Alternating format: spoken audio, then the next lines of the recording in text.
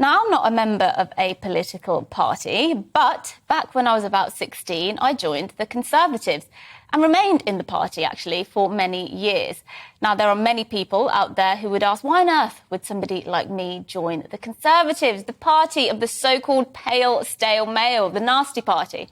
In fact, I was, and in many ways still am, the walking, talking antithesis of what a Tory member should be. Well, that's according to the left-wing view anyway.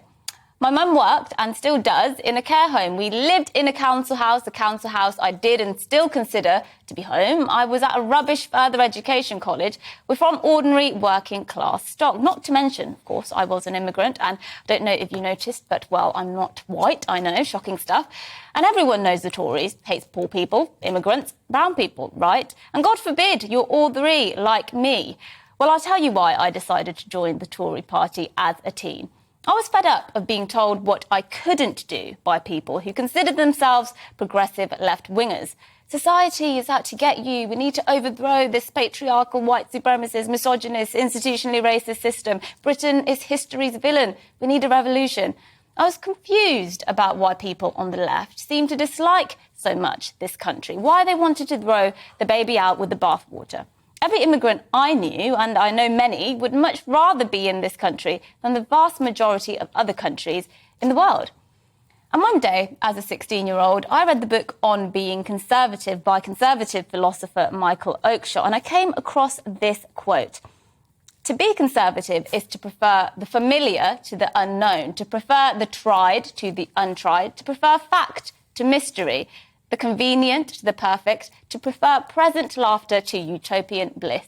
And that was it. There was no turning back for me. I wasn't after a perfect country. I was after a country where people could just get on with their lives. I wasn't interested in untested sociological theories about how society should work. I was interested in what had proven to be of value to those before us. Tradition, delicate social hierarchies. I didn't want a social revolution like those on the left. I wanted stability and commonality. Present laughter, making life work in the here and now, was certainly preferable to me than some utopian idea of an equal socialist utopia where everyone would hold hands around the campfire singing Kumbaya. There was no turning back once I figured out which party represented my views. Or so I thought. Sadly, the Conservatives lost me along the way. I just wasn't inspired anymore. They didn't represent my values, and they certainly weren't conserving anything, in my opinion, not least our sanity. I looked around, and what I saw was a decline in decency, a complete disregard for the core values the party was built to espouse, a lack of backbone, lies, deceit, debauchery. I loved and still love, very much so, this country. Not because it's perfect, but because I believe it's worth defending. It's worth conserving. And in fact, I feel such an affinity to this country, such a profound respect, that I have found the conduct of politicians on all sides recently, quite frankly, offensive to me. I've been offended by their complete contempt for the British people, and it takes a lot to offend me, trust me on that one. So here's what I think.